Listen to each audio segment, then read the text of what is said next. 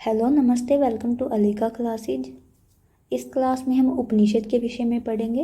उपनिषद से जो जो मेन पॉइंट एग्जाम में पूछे जाते हैं उनके बारे में पढ़ेंगे। ज़्यादा नहीं पढ़ेंगे क्योंकि उपनिषद जो है अपने आप में ही एक बहुत बड़ा टॉपिक है। हम जो इम्पोर्टेंट पॉइंट है जो एग्जाम में आते हैं उन्हीं को पढ़ेंगे और आपको उन्हीं को याद रखना है। उन पॉइंट्स में से ही आपके क्वेश्चन बन जाएंगे। टॉपिक स्टार्ट करते हैं। उपनिषद। सबसे पहले आपको उपनिषद का अर्थ पता होना चाहिए। उपनिषद का अर्थ होता है गुरु के पास बैठ करके प्राप्त किया गया ज्ञान। उपनिषद जो है ये दो उपसर्ग से मिलकर बना हुआ है। इसमें उप और नि दो उपसर्ग हैं। आपसे पूछा जा सकता है, आपसे इसका अर्थ भी पूछा जा सकता है और इसके फॉर्मेशन भी पूछी जा सकती है कि ये कैसे बना हुआ है, इसमें कौन कौन सी उपसर्ग लगी हुई है। इसलिए आपको ध्यान रखना है उपनिषद जो है इसमें दो उपसर्ग हैं, उप और नी। इसमें दो उपसर्ग हैं। इसमें सद धातु है। कौन सी धातु है? सद धातु है। इसके साथ ही इसमें क्विप प्रत्यय है। कौन सा प्रत्यय है? क्विप प्रत्यय है। आपको ध्यान रखना है उपनिषद में उप और नी उपसर्ग है, सद धातु है और क्विप प्रत्यय है। ये आपको ध्यान रखना है। इन सब से मिलकर ही उपनिषद शब्द बना हुआ है। आगे बढ़ते हैं, टॉपिक स्टार्ट करते हैं। उपनिषद। ये उपनिषद शब्द कैसे बना हुआ है ये यहाँ पे लिखा हुआ है, ये मैंने आपको करवा दिया है। इसको ध्यान रखना है क्योंकि सबसे पहले आप जो पढ़ रहे हो उसके अर्थ के बारे में पता होना चाहिए। वो शब्द कैसे बना हुआ है ये सब आपको पता होना चाहिए। और संस्कृत में ये क्वेश्चन पूछे जाते हैं कि आपके जो शब्द है वो कैसे बने हुए हैं। आपसे ये पूछ लिया जा सकता है कि इसमें कौन सी धातु है, इसमें कौन सा प्रत्यय है, इसमें कौन सी उपसर्ग है। इसलिए आपको हर एक चीज़ का ध्यान रखना है। आगे बढ़ते हैं। वेदांत। ये वेदांत जो है इसलिए लिखा हुआ है क्योंकि उपनिषद को वेदांत भी कहा जाता है। ये क्वेश्चन कई बार पूछा गया है कि वेदांत किसे कहा गया है? उपनिषदों को ही वेदांत कहा जाता है। वेदांत जो है ये वेद और अंत दो शब्दों से मिलकर बना हुआ है। वेदांत का अर्थ होता है वेदों का सार। उपनिषदों को वेदों का सार क्यों कहा गया है? क्योंकि जो उपनिषद हैं वो सबसे बाद में लिखे गए थे। आप जानते हो सबसे पहले संस्कृत में जो लिखे गए थे वो वेद लिखे गए थे। वेदों को आसान करके आसान भाषा में ब्राह्मण ग्रंथ लिखे गए थे। ब्राह्मण ग्रंथों के बाद आरण्यक ग्रंथ लिखे गए थे।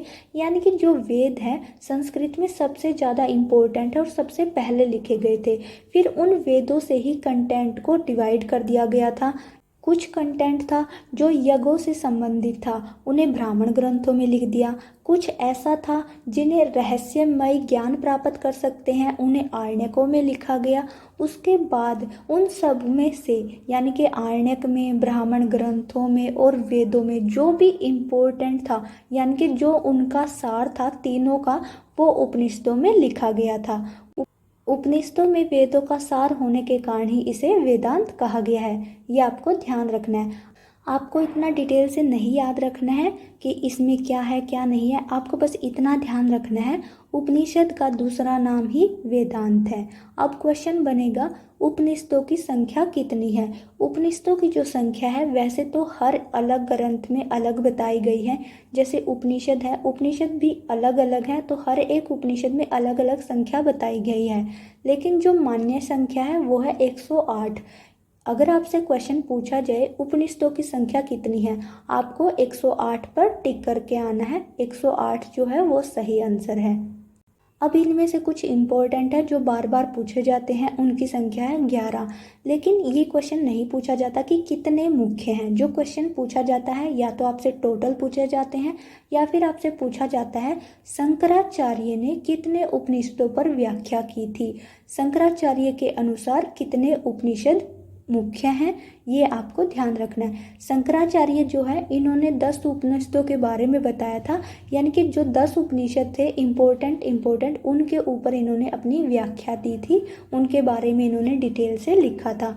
इसलिए अगर आपसे पूछा जाए कि शंकराचार्य ने कितने उपनिषदों पर व्याख्या की है, आपको ध्यान रखना है 10 पर आपको टिक करके आना है।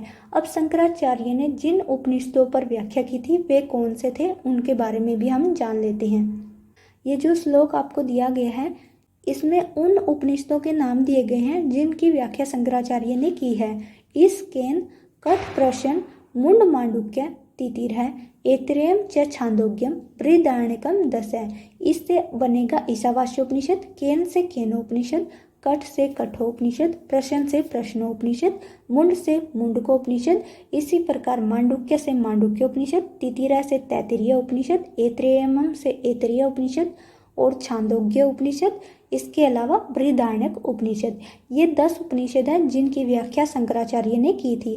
आपसे क्वेश्चन ऐसे भी पूछा जा सकता है कि इन उपनिषदों में से किसकी व्याख्या शंकराचार्य ने की थी या फिर किसकी व्याख्या नहीं की थी। आपको इन 10 के नाम याद रखने हैं क्योंकि क्वेश्चन कैसे भी पूछा जा सकता है, लेकिन वो घुमा फिरा के आपसे क्वेश्चन पूछ सकते हैं, लेकिन आपका क्वेश्चन जो है इन्हीं नोट्स में से बन जाएगा, इसलिए आपको ध्यान रखना है। उपनिषद हैं ये 2 तरह से डिवाइड किए गए हैं, एक वेदों के अनुसार और दूसरा विषय के अनुसार। अगर आपसे क्वेश्चन पूछा जाए कि वेद के अनुसार कितने भागों में विभाजित है, तो आपको ध्यान रखना है 4 भागों में विभाजित है। 4 भागों में कैसे? जैसे वेद 4 हैं तो ये जो है ये भी 4 भाग में ही बनेंगे। कुछ हैं जो ऋग्वेद से संबंधित है, कुछ हैं जो यजुर्वेद से संबंधित है, कुछ हैं जो अथर्ववेद से संबंधित है और कुछ हैं सामवेद से संबंधित हैं। जो जिस वेद से संबंधित है उसे उसी वेद की कैटेगरी में रख दिया गया है, इसलिए ये वेदों के अनुसार 4 भाग में विभाजित है। आपसे क्वेश्चन भी ऐसे ही पूछा जाएगा कि वेद के अनुसार कितने भागों में बांटा गया है। आप सभी को ध्यान रखना है वेद के अनुसार इन्हें 4 भागों में बांटा गया है। आगे दिया हुआ है वेद के अनुसार जो 4 भागों में बांटा गया है वो कितने कितने उपनिषद हैं। ये आपको ध्यान नहीं रखना है, बट एक बार देख लो कि फिर भी अगर बाय चांस आ जाए तो आप एक आइडिया लगा सको। ऋग्वेद के जो हैं वो 10 उपनिषद है, यजुर्वेद के 51 है। इसमें जो आपका यजुर्वेद है वो 2 पार्ट में डिवाइड है, शुक्ल यजुर्वेद और कृष्ण यजुर्वेद। तो ये जो 51 है ये शुक्ल यजुर्वेद और कृष्ण यजुर्वेद दोनों के मिलाकर हैं। सामवेद के 16 हैं और अथर्ववेद के 31 हैं। ये आपके मिलाकर हो जाएंगे 108 उपनिषद। इसमें से बाई चांस अगर पूछ लिया जाए तो वो ऋग्वेद का पूछा जाता है कि ऋग्वेद के कितने उपनिषद हैं। तो ऋग्वेद से संबंधित जो उपनिषद हैं वो 10 उपनिषद हैं। इसके बाद हम जान लेते हैं विषय के अनुसार। विषय के अनुसार का अर्थ है कि इसमें किस कंटेंट का वर्णन किया गया है। ये जो उपनिषद है किस विषय से संबंधित है, यानी कि इसमें किस टॉपिक के ऊपर बात हुई है, किसका वर्णन किया गया है। विषय के अनुसार जो है वो 6 भागों में बांटे गए हैं, ये आपको ध्यान रखना है। अगर यहाँ से क्वेश्चन आया तो यही आएगा कि विषय के अनुसार उपनिषदों को कितने भागों में बांटा गया है, 6 भागों में बांटा गया है। इसके बाद जो 6 भाग हैं वो कौन से हैं, उनसे संबंधित कितने उपनिषद हैं, ये सब नहीं पूछा जाएगा। ये बस आपको ध्यान रख लेना है कि वेदांत के अनुसार, यानी कि जिसमें वेदांत दर्शन का प्रयोग किया गया है, वेदांत दर्शन का वर्णन किया गया है, वो 24 उपनिषद है। जिसमें योग दर्शन की बातें की गई है वो 20 है। इसी प्रकार से सांख्य, वैष्णव, शैव, शाक्त, इनके बारे में जिन उपनिषदों में वर्णन किया गया है उन्हें इन्हीं के नाम पर रख दिया गया है। आपको बस ये ध्यान रखने हैं कि इन सब के बारे में बातें हुई हैं, पूछा नहीं जाएगा। अगर यहाँ से क्वेश्चन बना तो बस इतना पूछेंगे कि विषय के अनुसार उपनिषदों को कितने भागों में बांटा गया है, 6 भागों में बांटा गया है। यहाँ से जो आपका स्टार्ट होता है वो इम्पोर्टेंट पार्ट है और इन्हें अच्छे से देख लेना। अब हम पढ़ेंगे ऋग्वेद के जो इम्पोर्टेंट उपनिषद हैं। हमने पढ़े थे ऋग्वेद से संबंधित जो उपनिषद है उनकी संख्या है 10। अब हम पढ़ेंगे उन 10 में से जो इम्पोर्टेंट है, जो बार बार पूछे जाते हैं वो कौन से हैं। ऋग्वेद से संबंधित जो उपनिषद है जो बार बार पूछे जाते हैं वो है ऐतरेय उपनिषद। ऐतरेय जो है सबसे इम्पोर्टेंट है। ऐतरेय के नाम पर ब्राह्मण भी है, ऐतरेय के नाम पे आरण्यक भी है और ऐतरेय के नाम पे उपनिषद भी है। ये आपको ध्यान रखना है। सबसे इम्पोर्टेंट जो है वो ऐतरेय है ऋग्वेद से संबंधित। ऐतरेय उपनिषद, कौस्तुकी उपनिषद, वास्कल उपनिषद, ये तीनों जो हैं ऋग्वेद से संबंधित हैं। अभी के लिए आपको बस इतना ध्यान रखना है कि कौन सा उपनिषद किस वेद से संबंधित है। उसके बाद पढ़ेंगे ऐतरेय में कौन सा पॉइंट इम्पोर्टेंट है। ज़्यादा नहीं पढ़ेंगे, बस जो पूछा जाता है उतना ही पढ़ेंगे। यजुर्वेद से संबंधित जो है वैसे तो 51 है, लेकिन जो इम्पोर्टेंट है जो हमें याद रखने हैं, ईशावास्य उपनिषद, बृहदारण्यक उपनिषद, कठोपनिषद, तैत्तिरीय उपनिषद, सवेत ऐसवेत उपनिषद, मैत्रायणीय उपनिषद। ईशावास्य उपनिषद और बृहदारण्यक उपनिषद, ये दोनों जो हैं ये शुक्ल यजुर्वेद से संबंधित है। आपको ध्यान रखना है किससे संबंधित है, शुक्ल यजुर्वेद से। उसके बाद जो कठोपनिषद, तैत्तिरीय उपनिषद, श्वेत अश्वेत उपनिषद, मैत्रायणीय उपनिषद, ये जो चारों हैं ये कृष्ण यजुर्वेद से संबंधित है। और क्वेश्चन ऐसे भी बनेगा कि इनमें से कौन सा किस वेद से संबंधित उपनिषद है, इनमें से कौन सा शुक्ल यजुर्वेद से संबंधित है, इनमें से कौन सा कृष्ण यजुर्वेद से संबंधित है। इसलिए इन चीज़ों को आपको ध्यान रखना है कि कौन सा किससे संबंधित है और अच्छे से देख लेना। एक और बात आपको ध्यान रखनी है कि सभी उपनिषदों में जो इम्पोर्टेंट है, जो बार बार पूछे जाते हैं, वो यजुर्वेद से संबंधित उपनिषद है। यजुर्वेद के जो उपनिषद है उन्हें ज़्यादा ध्यान में रखना है। नेक्स्ट है सामवेद। सामवेद से संबंधित जो है वो केनो उपनिषद है, छांदोग्य उपनिषद है। सामवेद से संबंधित कौन कौन से हैं, केनो उपनिषद, छांदोग्य उपनिषद। अथर्ववेद, अथर्ववेद से संबंधित प्रश्न उपनिषद है, मुंडको उपनिषद है, मांडुक्य उपनिषद है। ये आपको ध्यान रखना है। अथर्ववेद से संबंधित प्रश्नोपनिषद, मुंडको उपनिषद, मांडुक्य उपनिषद। एक बार फिर से देख लेते हैं किस वेद से संबंधित कौन सा उपनिषद है। ऋग्वेद, ऋग्वेद का आपको ध्यान रखना है। ऐतरेय जो है वो ऋग्वेद से संबंधित है। ऐतरेय, कौस्तकी, वास्कल ये ऋग्वेद से संबंधित है। यजुर्वेद, ईशावास्योपनिषद, बृहदारण्यक उपनिषद, इनके बारे में याद रखना है, ये शुक्ल यजुर्वेद से संबंधित है। कठो उपनिषद, तैत्तिरीय उपनिषद, श्वेत अश्वेत उपनिषद, मैत्रायणी उपनिषद, ये कृष्ण यजुर्वेद से संबंधित है। सामवेद का जो है वो केनो उपनिषद है, छांदोग्य उपनिषद है। अगर आपको ये ध्यान नहीं रहते हैं कि कौन सा किस वेद से संबंधित है, तो जो आपको सही लगे आप उसके अनुसार ट्रिक बनाकर भी कर सकते हैं। जैसे सामवेद का ही देखें, केनो उपनिषद, केनो उपनिषद को लेकर आप ट्रिक बना सकते हो। जैसे केनो ये कोने जैसा लग रहा है तो आप और सामवेद जो है ये क्या होता है, गाने से संबंधित है, म्यूजिक से संबंधित है। तो आज हर एक कोने में, यानी कि चाहे कोई कुछ भी कर रहा हो, कोने कोने में म्यूजिक बजता रहता है। तो आप इसलिए रिलेट कर सकते हो कि आप जो भी आपको सही लगे ट्रिक बना सकते हो। वैसे ही छांदोग्य उपनिषद, छंद जो होता है ये भी गाकर ही पढ़ा जाता है। सामवेद जो है ये भी गाने से संबंधित है और छंद जो है ये भी गाने से संबंधित है, क्योंकि छंद जो होता है इसमें आप गायन की तरह ही श्लोक को पढ़ते हो। तो आपको ये ध्यान रखना है कि केनो उपनिषद कोने कोने में म्यूजिक सुनाई देता है और छांदोग्य उपनिषद छंद जो होता है ये भी गाकर पढ़े जाते हैं, इसलिए ये सामवेद से संबंधित है। इसी प्रकार से आप कोई भी ट्रिक बना सकते हो जो आपको इजीली क्लिक कर जाए ऑप्शन देखते हुए। तो इसलिए आप जो भी पढ़ो तो ट्रिक बनाकर पढ़ो ताकि आप कंफ्यूज ना हो। अथर्ववेद, इसको आप एक बार के लिए ऐसा समझो जैसे अथर्ववेद हम कई बार इसे जो है पैसे की तरह देखते हैं। अर्थ जो होता है वो पैसे से संबंधित होता है, जैसे अर्थव्यवस्था, और अथर्ववेद भी जो है कहीं ना कहीं इससे ही रिलेट होता है कि अर्थ यानी कि पैसा। अब इसे कैसे रिलेट करेंगे, प्रश्नोपनिषद, जिसके पास पैसा है उससे कोई भी प्रश्न करना जरूरी नहीं समझता, या वो अपनी हिम्मत ही नहीं कर पाता कि वो उससे प्रश्न पूछ सके। तो इसलिए आपको कोरिलेट करना है कि अथर्ववेद जो है प्रश्नोपनिषद से संबंधित है, यानी कि अर्थ जिसके पास पैसा है उससे कोई भी प्रश्न करने की हिम्मत नहीं रखता। मुंडको उपनिषद, मुंडको ये मुंडी से संबंधित कर लो, यानी कि अपने सिर से, यानी जिसके पास पैसा होता है उसके सामने हर कोई मुंडी हिलाता है, हर कोई सिर हिलाता है, इसलिए इसे कोरिलेट करो। उसका जो उपनिषद होगा वो मुंडको उपनिषद होगा। ऐसे ही कोई भी चाहे उठपटांग ट्रिक हो लेकिन आपको याद होनी चाहिए। आप ऐसे अपने माइंड में बना लो कि चाहे कुछ भी हो, बस हमें याद रहना चाहिए, पेपर में हमारा देखते ही ऑप्शन सही जाए। इसी प्रकार से जब मुंडको उपनिषद अथर्ववेद से संबंधित है तो जो मांडुक्य उपनिषद होगा वो भी अथर्ववेद से संबंधित है, क्योंकि दोनों के दोनों देखने में एक जैसे हैं। इसलिए आपको क्या करना है, इन्हें याद रखने के लिए कोई ना कोई ट्रिक बना लेनी है। कैसे भी याद करो, बस इन्हें याद करो। वहाँ पर आपका कोई ये नहीं देखेगा कि इसने ट्रिक अच्छी बनाई गंदी बनाई, बस ये आपका काम है, आपके दिमाग तक रहना चाहिए। उन्हें बस आपका ये देखना है कि आपको आता है या नहीं आता है, आपने कैसे याद किया, कैसे आपने ऑप्शन सही किया, इससे एग्जामिनर को कोई मतलब नहीं है। और आपका जो है वो पेपर ठीक होना चाहिए, आपका जो है एग्जाम क्रैक होना चाहिए, वो कैसे भी हो, इससे कोई मतलब नहीं है। इसलिए आपको क्या करना है, इन्हें याद अच्छे से कर लेना है, चाहे वो ट्रिक से करो डायरेक्ट करो, वो आपकी मर्जी है।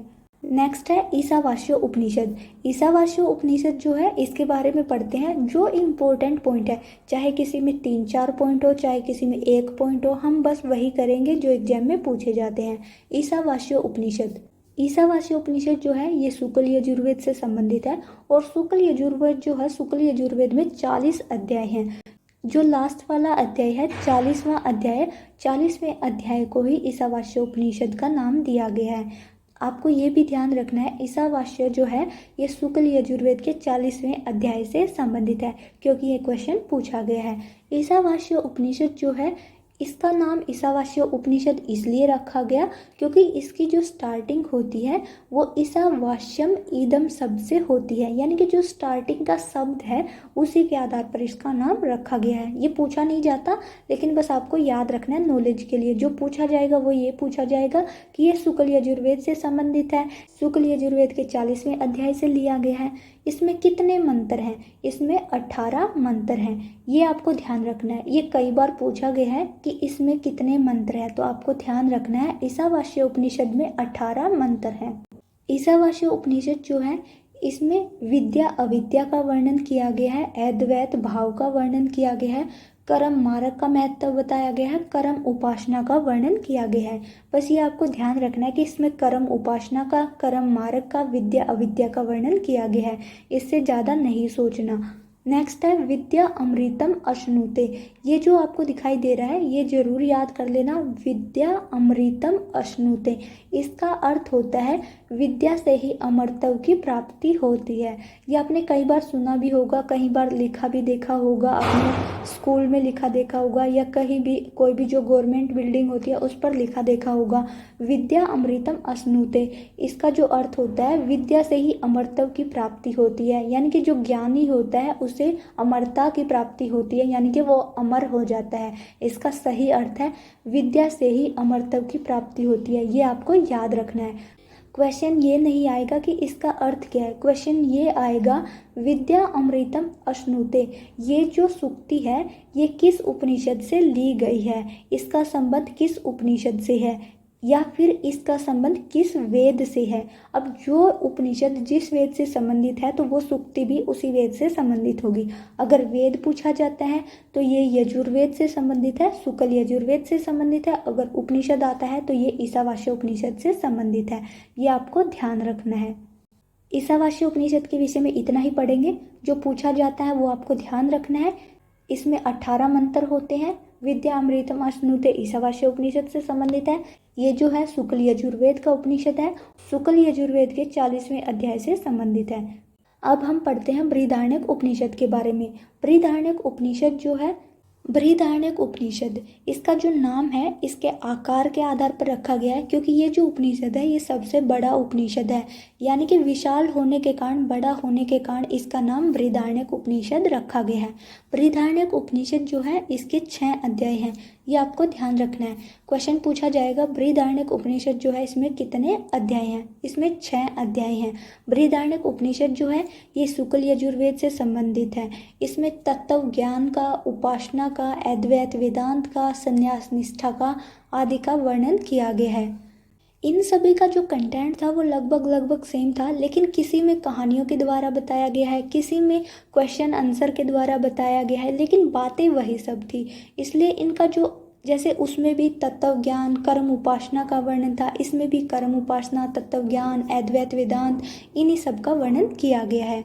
इसमें से जो क्वेश्चन बनता है वो ये पूछा जाता है, इसमें ना कुछ संवाद दिए गए हैं। संवाद क्या होता है? जब कुछ लोग या 2 व्यक्ति एक दूसरे से बात कर रहे होते हैं, यानी कि उनके बीच में जो बातचीत होती है उसी को संवाद कहा जाता है। इसमें संवाद के द्वारा कर्म उपासना, तत्व ज्ञान के बारे में बताया गया है। आपको याद रखना है इसमें से जो पूछे जाते हैं वो संवाद पूछे जाते हैं, और संवाद जो है, जो इम्पोर्टेंट संवाद है वो आपको यहाँ पर बताए गए हैं।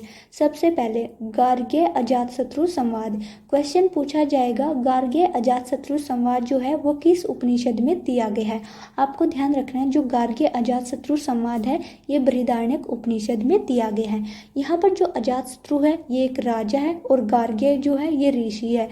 यहाँ पर जो अजातशत्रु है वो गार्ग्य ऋषि से क्वेश्चन करता है और गार्ग्य ऋषि जो है उन अपने आंसर्स देकर उसे सेटिस्फाई करते हैं और उसे बताते हैं कि क्या कर्म उपासना होती है, क्या अद्वैत वेदांत है। आपको इसे डिटेल से नहीं पढ़ना है कि इनके बीच में क्या बातचीत हुई थी, क्या नहीं हुई थी। आपसे बस इतना पूछा जाएगा कि गार्ग्य अजातशत्रु संवाद जो है ये किस उपनिषद से संबंधित है। इसी प्रकार से जनक याज्ञवल्क्य संवाद ये अलग अलग है, इन दोनों को अलग अलग याद रखना है। जनक याज्ञवल्क्य संवाद, ये जो जनक याज्ञवल्क्य संवाद है ये भी बृहदारण्यक उपनिषद में है। इसके बाद जयबाली समेतकेतु संवाद, जयबाली समेतकेतु संवाद, ये आपको ध्यान रखने हैं। ये तीनों के तीनों संवाद जो है इम्पोर्टेंट है, किसी न किसी एग्जाम में पूछ लिए जाते हैं और इसमें से ही संवाद पूछे जाते हैं। अन्य उपनिषदों में भी संवाद का वर्णन हुआ है, लेकिन जो इम्पोर्टेंट है वो बृहदारण्यक उपनिषद के संवाद ही हैं। इसके बाद जो सूक्ति है जो बार बार पूछी जाती है, इम्पोर्टेंट है, वो ध्यान रखनी है। अहम ब्रह्म अस्मि, अहम ब्रह्म अस्मि, यानी कि मैं ही ब्रह्म हूँ। यानी कि जो कोई भी जीव है, प्राणी है, जब उसे ब्रह्म की ज्ञान हो जाता है, ब्रह्म की नॉलेज हो जाती है, ब्रह्म का यहाँ मतलब है जैसे मोक्ष होता है ना, मोक्ष की प्राप्ति हो जाती है। यानी कि जब उसे सब कुछ ज्ञात हो जाता है, आत्मा का परमात्मा से मिलन हो जाता है, जब प्राणी को ज्ञान हो जाता है तो वो बोलता है कि मैं ही ब्रह्म हूँ। यानी कि जीव को ये रियलाइजेशन हो जाती है कि मैं ही ब्रह्म हूँ, तो इसका अर्थ है मैं ही ब्रह्म हूँ। आपको बस इतना ध्यान रखना है ये किस उपनिषद से संबंधित है और किस वेद से संबंधित है। अगर वेद आएगा तो आपको ध्यान रखना है यजुर्वेद से संबंधित है और उपनिषद आएगा तो बृहदारण्यक उपनिषद से संबंधित है। बृहदारण्यक उपनिषद के बारे में इतना ही पढ़ेंगे, यही इम्पोर्टेंट पॉइंट है और बस इन्हीं को याद कर लेना। इसके अलावा जो इम्पोर्टेंट क्वेश्चन होंगे वो शॉर्ट्स में डाल दिए जाएंगे, आप शॉर्ट्स के थ्रू देख लेना कि कैसे क्वेश्चन पूछे जाते हैं और कौन से उपनिषद से कौन से इम्पोर्टेंट क्वेश्चन है। इन नोट्स के अलावा जो क्वेश्चन आपको शॉर्ट्स में दिए जाएंगे आप उन्हें पढ़ लेना और वहीं से आपका क्वेश्चन जो उपनिषद से बनेगा वो हो जाएगा, एग्जाम में आप सोल्व कर लोगे। इसके अलावा ज़्यादा कुछ सोचने की ज़रूरत नहीं है, डिटेल से पढ़ने की ज़रूरत नहीं है, क्योंकि उपनिषद जो है वो बहुत ही वास्ट है, आप उनको सारा नहीं पढ़ सकते। इसके बाद है कठोपनिषद। कठोपनिषद जो है ये कृष्ण यजुर्वेद से संबंधित है। इसमें 2 अध्याय हैं। कितने अध्याय हैं? 2 अध्याय। ये जो 2 अध्याय हैं ये 6 वलियों में विभाजित है। आपको ध्यान रखना है कितनी वलियों में विभाजित है? 6 वलियों में। क्वेश्चन पूछा जाएगा, अगर कठोपनिषद के अध्याय पूछे जाए तो 2, लेकिन मोस्टली जो पूछा जाता है वलियाँ पूछी जाती है। तो आपको याद रखना है कठोपनिषद में 6 वलियाँ हैं, हर एक अध्याय में 3 वलियाँ हैं। इसमें जो है श्रेय प्रेय का वर्णन किया गया है, आत्म तत्व का विवेचन किया गया है, अद्वैत तत्व का वर्णन किया गया है, ब्रह्म विद्या का वर्णन किया गया है। यानी कि टॉपिक हर उपनिषद में वही है, बस उन्हें पढ़ाने का सिखाने का तरीका अलग अलग है। इसमें से जो इम्पोर्टेंट पॉइंट है इसमें कुछ आख्यान दिए गए हैं। जैसे बृहदारण्यक उपनिषद में संवाद दिए गए थे वैसे इसमें आख्यान दिए गए हैं। आख्यान जो होते हैं ये कहानी की तरह होते हैं। जैसे बच्चों को कहानी सुना करके सिखाया जाता है वैसे ही पुराने टाइम में जो था कहानी के थ्रू आप किसी को समझाते थे। ये आख्यान कहानी की तरह ही होते हैं। इसमें जो इम्पोर्टेंट आख्यान है, एक है सुनसेप आख्यान और दूसरा है नचिकेता का उपाख्यान। सुनसेप आख्यान और नचिकेता उपाख्यान, ये जो सुनसेप आख्यान और नचिकेता उपाख्यान है दोनों इम्पोर्टेंट है। इनसे क्वेश्चन कैसे बनेंगे? इनसे क्वेश्चन बनेगा सुनसेप आख्यान जो है इसका वर्णन किस उपनिषद में किया गया है? कठो उपनिषद में। नचिकेता उपाख्यान जो है किस उपनिषद से संबंधित है? कठो उपनिषद से। इसके अलावा आपको ध्यान रखना है ये जो सुनसेप आख्यान है इसका वर्णन ऐतरेय ब्राह्मण में भी किया गया है। ऐतरेय ब्राह्मण में भी किया गया है। ध्यान रखना है उपनिषद पूछा जाए तो कठो उपनिषद, अगर ब्राह्मण पूछा जाए तो ऐतरेय ब्राह्मण होगा। आपको ध्यान रखना है ऐतरेय उपनिषद भी है लेकिन इसका वर्णन ऐतरेय उपनिषद में नहीं ऐतरेय ब्राह्मण में किया गया है। ये जो छोटी छोटी बातें होती हैं ये आपका क्वेश्चन गलत करा देंगे जल्दबाजी में। आपको ध्यान रखना है कठो उपनिषद ऐतरेय ब्राह्मण में। सुनहसेब आख्यान जो है ये एक छोटी सी कहानी है। मैं आपको ये कहानी नहीं सुना सकती, आप गूगल कर लेना। 2 मिनट की कहानी है और इंटरेस्टिंग है, बोर नहीं होगे। इसे गूगल करना और पढ़ लेना। हाँ, पढ़ जरूर लेना, कहीं सोचो कि यहीं से काम चल जाएगा, क्योंकि ना जब आप पढ़ लेते हो ना कहानी को तो आपके क्वेश्चन जल्दी सोल्व हो जाएंगे और आपको रटने की ज़रूरत नहीं पड़ेगी। वैसे जो यहाँ से क्वेश्चन बनता है वो मैंने पॉइंट लिख दिए गए हैं। इस कहानी से जो क्वेश्चन पूछे जाते हैं वो यहाँ पे हैं, इससे बाहर नहीं होगा। लेकिन फिर भी कहानी पढ़ लेना, 2 मिनट की है, इससे बड़ी नहीं है। आपको लिखना है सुनहसेब कहानी या सुनहसेब आख्यान। अब सुनहसेब जो था इसके पिता का नाम है अजीगर्त। अजीगर्त जो है ये एक ऋषि है। यहाँ पर क्वेश्चन बनेगा सुनहसेब के पिता का क्या नाम है। आपको ध्यान रखना है सुनहसेब के पिता का नाम अजीगर्त ऋषि है। इसमें एक राजा है, राजा का नाम क्या है, हरिश्चंद्र। राजा के पुत्र का नाम है रोहित। ये सब आपको याद रखना है। राजा का नाम क्या है, हरिश्चंद्र। राजा के पुत्र का नाम क्या है, रोहित। सुनहसेब का ही बाद में नाम क्या हो जाता है, देवरात। सुनहसेब का ही नाम क्या हो जाता है, देवरात। और पूरा नाम क्या बनेगा, देवरात वैश्वामित्र। ये वैश्वामित्र इसलिए लिखा गया है क्योंकि जो विश्वामित्र ऋषि है बाद में सुनहसेब को अपना गोद लिया हुआ पुत्र मान लेते हैं। दत्तक पुत्र भी जिसे कहा जाता है। अगर क्वेश्चन पूछा जाए सुनहसेब किसके दत्तक पुत्र थे, सुनहसेब जो थे वो विश्वामित्र के दत्तक पुत्र थे। क्योंकि जो इसमें कहानी होती है लास्ट में जो है विश्वामित्र ऋषि होते हैं वो इसे गोद ले लेते हैं और इसे अपना पुत्र मान लेते हैं और फिर इनका नाम पड़ता है देवरात वैश्वामित्र। इसलिए आपको ध्यान रखना है गोद लेने वाले पिता होते हैं वो विश्वामित्र हैं और जो इनके सच वाले पिता होते हैं वो अजीगृत ऋषि हैं। ये आपको ध्यान रखना है। इसके मेन कैरेक्टर्स जो थे मैंने बता दिया, सुनहसेब, उनके पिता अजीगृत, राजा हरिश्चंद्र के पुत्र रोहित और सुनहसेब का बाद वाला नाम देवरात वैश्वामित्र। और इसमें विश्वामित्र ऋषि भी हैं। और इसमें जो इम्पोर्टेंट सूक्ति है चरैवती चरैवती, चरैवती का अर्थ होता है चलते रहो चलते रहो। ये आपको ध्यान रखना है। आपसे क्वेश्चन पूछा जाएगा चरैवती इसका वर्णन कहाँ किया गया है, कठोर उपनिषद में, सुनहसेब आख्यान में, ऐतरेय ब्राह्मण में। ये तीनों ही आंसर होंगे लेकिन ये तीनों एक साथ नहीं दिए होंगे, ये आपको ध्यान रखना है। यह इनका वर्णन कहाँ किया गया है, सुनहसेब आख्यान में, ऐतरेय ब्राह्मण में और कठोर उपनिषद में। ये आपको ध्यान रखना है। इस स्टोरी को अच्छे से समझने के लिए इसे एक बार आप गूगल कर लेना, बहुत अच्छे से समझ आ जाएगा। इस कहानी को जब आप पढ़ोगे तो आपको अच्छे से समझ आ जाएगा कि सुनहसेब को विश्वामित्र ने गोद क्यों लिया था, रोहित और हरिश्चंद्र से सुनहसेब का क्या संबंध है। इसलिए इसे अच्छे से पढ़ लेना। स्टोरी ऐसे सुनाई भी नहीं जा सकती है, इसलिए आप इसे गूगल पर देख लेना।